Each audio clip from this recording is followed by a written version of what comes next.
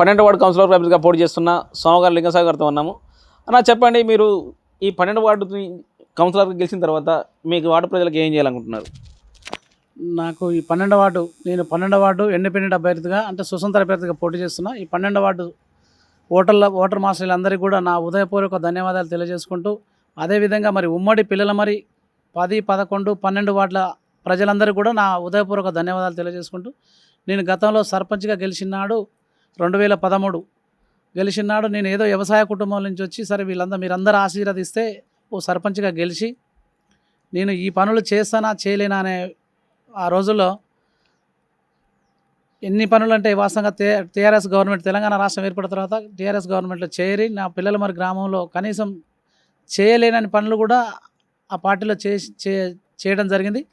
కాబట్టి మళ్ళీ కూడా ఒక టర్ము ఎస్సీకి వచ్చింది. మరి ఆ 3 టర్ములు కూడా మనం మంత్రి గారి టీఆర్ఎస్ పార్టీలోనే పనిచేసిన. మరి మొన్న ఏదో చిన్నపాటి తేడా వచ్చి నేను బయటికి వెళ్ళడం జరిగింది. అదేవిధంగా ఇప్పుడు మళ్ళీ బీసీ జనరల్ అయింది కాబట్టి నాకు 12వ వార్డు నుంచి అవకాశం వచ్చింది. ఈ అవకాశంలో మళ్ళీ కూడా నా ప్రజలంతా నాకు ఆశీర్వదించి నాకు అవకాశం ఇస్తారని చెప్పేసి మా 12వ వార్డు ప్రజల దగ్గరికి పోవడం జరుగుతుంది నిర్ణయాలని. మరి నేను ఇండిపెండెంట్ అభ్యర్థిగా పోటీ చేస్తున్నా. మరి నేను గతంలో చేసిన వాళ్ళందరికీ తెలుసు.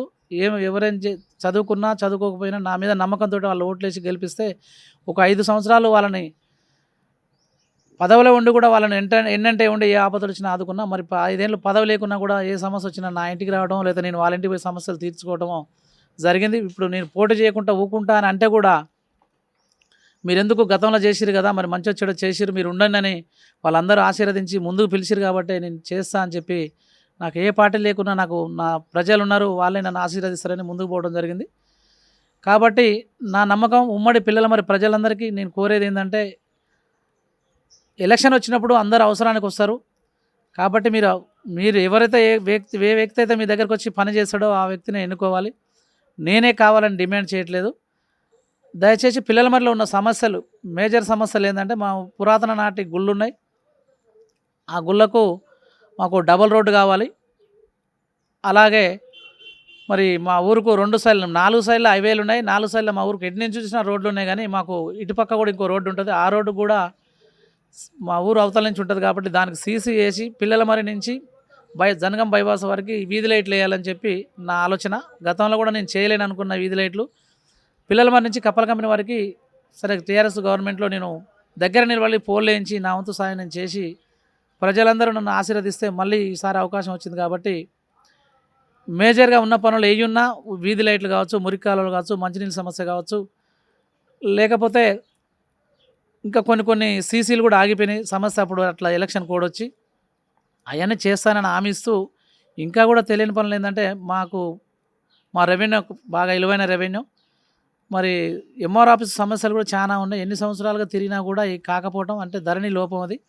ఆ ధరణిలో అప్పుడు ఉన్న అవకతవకలు ఎంఆర్ఓలు ఇంటికాడ కూర్చొని ఎవరు చెప్తే వాళ్ళ పేర్లు రాసి చేయటం వల్ల ఇప్పుడు కబ్జాలో ఒకరుంటే పైసలు ఒకరికి పోతున్నాయి. వాళ్ళు ఇలా పట్టా చేసుకొని వాళ్ళు ఆడపిల్ల పెళ్లి చేసుకోవాలన్న పరిస్థితి, అమ్ముకునే పరిస్థితి లేదు. దయచేసి నేను దగ్గరుండి అధికారులను పట్టుకోను ఎంఆర్ఓ తోటో లేకపోతే ఏ గవర్నమెంట్ ఉంటే ఆ గవర్నమెంట్ నేను ఏ పని చేసినా నా ప్రజల కొరకు. ఆ రోజు టీడీపీలో గెలిచిన టీఆర్ఎస్ పోయినా కూడా నా ఊరు బాగు కొరకే పోయినా. ఇప్పుడు కూడా ఇండిపెండెంట్ అభ్యర్థిగా నేను గెలిస్తే ఏ పార్టీ అధికారంలో ఉన్నా పోయి అంటే నా ప్రజల కొరకే కాబట్టి నాకే తప్పు లేదు. నా కొరకు నేను ఎప్పుడు ఎక్కడికి పోను, పిల్లల మన్ని వదిలి ఎక్కడికి పోను. ఏ సమస్య ఉన్నా దగ్గర నుండి తీరుస్తానని అధికారులందరితోటి కూడా నాకు గతంలో చేసిన అంటే సర్పంచ్గా చేయలేని పనులు చేసిన కాబట్టి వాళ్ళందరూ కూడా నన్ను నా గౌరవం లేదా వాళ్ళ గౌరవం నాకు ఆ నమ్మకం ఉంది, నాకు చేస్తారనే ఆలోచన ఉంది. కాబట్టి నేను మా 12వ వార్డు స్వతంత్ర అభ్యర్థిగా బరిలో ఉండడం జరుగుతుంది. దయచేసి నేను మిషన్ గుర్తు కానీ బ్యాట్ గుర్తు కానీ వస్తుంది నాది. రేపో ఎల్లుండో డిక్లరేషన్ గుర్తు వస్తుంది. కాబట్టి 12వ వార్డు ప్రజలంతా కూడా నన్ను ఆశీర్వదిస్తారని నమ్మకంతో ముందుకు పోవడం జరిగింది. అన్న మామూలుగా మీకు పిల్లల మరి అంటేనే పురాతన దేవాలయానికి పెద్ద ప్రసిద్ధి. ఇప్పటివరకు ఇక్కడ ఉన్న ఏ గవర్నమెంట్ వస్తే ఒక చైర్మన్ మారుతూ వస్తున్నారు శివాలయానికి. ఈ శివాలయానికి ప్రతి అంటే ఒక చైర్మన్ నిలకడ ఎందుకు ఉండలేదు, ఇంతవరకు ఇది ఎండోర్స్మెంట్కి ఎందుకు పోలేదు? ఇక్కడ అధికార పార్టీలు వాస్తవంగా ఇక్కడ ఆదాయం తక్కువ ఉందని చెప్పి గతం నుంచి కూడా గత 2013కు 2018కి 2024 చూస్తే మా గుడి అంటే మా పిల్లల మరి ప్రజలే అభివృద్ధి చేసుకోవడం జరుగుతుంది కూడా. ఆ శివుడు అంటాడు చేసుకుంటాడు. కానీ భక్తులు పెరిగిరు, అభివృద్ధి పెరగట్లేదు. కారణం ఏందంటే మా పిల్లలు మరి అంటే రాష్ట్రంలోనే గవర్నమెంటు 5 ఏళ్ళు గవర్నమెంట్ ఉంటే 5 ఏళ్ళు గవర్నమెంట్ ఉంటుంది. అదేవిధంగా ఇక్కడ ఎవరైతే అధికారంలో ఉంటారో వాళ్ళు ఒక సంవత్సరం ఒక చైర్మన్ అంటే సంవత్సరమే చైర్మన్ ఉంటాడు. ఆ సంవత్సరం ఆయనకున్న పరిచయాలతోటి సందాలు వసూలు చేసో లేకపోతే భూముల కవుల ద్వారానో శివరాత్రి చేయడం జరుగుతుంది. అట్లా కాకుండా నా ఆలోచన, నేను చదువుకోకున్నా కూడా నేను ఒక 2013 నుంచి ఆ దేవుడి మీద కన్ను పెట్టింది ఏంటంటే వాస్తవంగా దానికి శాశ్వత కమిటీ అనేది వేయాలి. ఆ శాశ్వత కమిటీలో కొంతమంది మేధావులని సభ్యులుగా చేర్చి ఆ సభ్యుల కమిటీ ద్వారానే చైర్మన్ ఎన్నుకోవాలి. ఇక్కడి నుంచి వచ్చే ప్రతి ఒక్క రూపాయి అయినా గవర్నమెంట్ ఎండోమెంట్ ద్వారానే మనం తీసుకోవాలి. కాబట్టి ఆ ఎండోమెంట్ని కూడా స్పందించి ఇక్కడి నుంచి అవసరమైతే చేతి నుంచి కొన్నాళ్ళు జీతాలు ఇచ్చైనా సరే ఎండోమెంట్కే మా గుడి ఒప్పచెప్పి దాన్ని డెవలప్ చేయాలని నా కోరిక. ఓకేనా. మనకు మామూలుగా 12 వార్డులో ఇప్పుడు ఉన్న వరకు అంటే మూడు వార్డులుగా పిల్లమరి గ్రామ పంచాయతీ అనేది విడిపోయింది. కాబట్టి ఇప్పుడు మనకు ముఖ్యంగా మీ యొక్క 12 వార్డులో ఉన్న సమస్యలు ఏమున్నాయి ప్రజలకు మీరు తెలియచేయండి. 12 వార్డులో ఉన్న సమస్యలు మేజర్గా గుడి, బడి, ఈ రెండే మాకు కావాల్సింది. 12 వార్డు గుడి, బడి అంటే గుడికి కావాల్సిన డెవలప్మెంట్ అంటేనే కమిటీ, శాస్త్ర కమిటీ, దానికి ఒక డబల్ రోడ్డు కావాలి. కారణం ఏంటంటే మాకు పొద్దున్న లేస్తే బాగా ఇంతకుముందు 100 కార్లు వస్తున్నప్పుడు 1000 కార్లు వస్తున్నాయి. సోమవారం వచ్చిందంటే ఒక 500 కార్లు తగ్గట్లేవు. కాబట్టి 12 వార్డులో ఉన్న మేజర్ సమస్య గుడిదే. ఆ గుడిని డెవలప్ చేయటం, మాకు 2 వైపులా రోడ్లు వేసుకోవటం, వీధి లైట్లు, మురికాలలు, మంచినీటి సమస్య, అలాంటివన్నీ నేను దగ్గరుండి నా వంతుగా నేను పరిష్కరిస్తానని తెలియజేస్తున్నాను. అన్న, మనం ఇక్కడ వస్తుంటే చూసినప్పుడు ఈ మూసి కెనాల్ మీద ఒక బ్రిడ్జ్ అనేది కూలిపోయింది. ఆ బ్రిడ్జ్ అయితే ఏంది, లేకపోతే ఇక్కడ ఉన్న వితంతు పింఛన్లు అయితే ఇంతవరకు రాలేదు.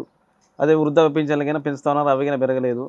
అదేవిధంగా మనకు రైతులకు అనేవి చాలా వరకు పట్ట భూములు మారినాయని మీరే చెప్పారు కదా. ఈ సమస్యలన్నీ మీరు ఏ విధంగా పరిష్కరిస్తారు? ఇప్పుడు బ్రిడ్జి అనేది మేము ఒక 2013-14 మధ్యనే డబల్ రోడ్డు కానీ ఈ ఆలోచనలు మంత్రి గారి ఆలోచనలు ఉండే అప్పుడు శాంక్షన్ కూడా అవ్వడం జరిగింది. మరి ఈ కాంట్రాక్టర్ల లోపమో మరి కారణం ఏందో తెలియదు. చేస్తాను కూడా కొద్దిగా టైం పొడిగించారు. ఈ లోపల ఆ బ్రిడ్జ్ అనేది మొన్ననే కూలింది. కాబట్టి ఏఈడీలు వచ్చి దాని ఎస్టిమేషన్ కూడా వేయించిన నాకు తెలిసి మరి వాళ్ళు ఎవరు స్పందించలేదు. ఇప్పుడు మాత్రం తాత్కాలికంగా శివరాత్రికి ప్రాబ్లం ఉంటుందని చెప్పి వాళ్ళే వచ్చి మన ఇరిగేషన్ డిపార్ట్మెంట్ వాళ్ళే వచ్చి ఆ పైపులు వేసి దాన్ని తాత్కాలికంగా నడిచేటట్టు చేసిరు. దాన్ని కూడా బాధ్యత తీసుకొని ఆ బ్రిడ్జిని పెద్దగా చేసేటట్టు మరి టూరిజం లెక్కన ఏర్పడుతుంది. కాబట్టి అక్కడ ఇంతకుముందు ఇరుకు బ్రిడ్జి ఉండే, ఇప్పుడు పెద్ద బ్రిడ్జిగా అయిపోయేటందుకు నా వంతు నేను కృషి చేస్తా. అదేవిధంగా పిల్లలమరి గ్రామంలో 2013 నాడు తీసుకున్న పింఛన్లు వస్తే క్యాష్ రూపంగా చెప్పినా జనాభా లెక్క ప్రకారంగా చెప్పినా చాలా తక్కువ. 2013 నుంచి 2018 వరకు నేను సరే మన తెలంగాణ గవర్నమెంట్లో 2000 రూపాయలు పింఛన్ తీసుకుంటే వాళ్ళు ఎవరు చనిపోయినా ఎవరికి మన వికలాంగుల సర్టిఫికేట్ ఉండి సదరన్ సర్టిఫికేట్ పొందిన వాళ్ళకి ఎమ్మటే ఒక 15 రోజులు లేకపోతే 3 నెలలను పింఛన్ ఇప్పించిన అప్పట్లో.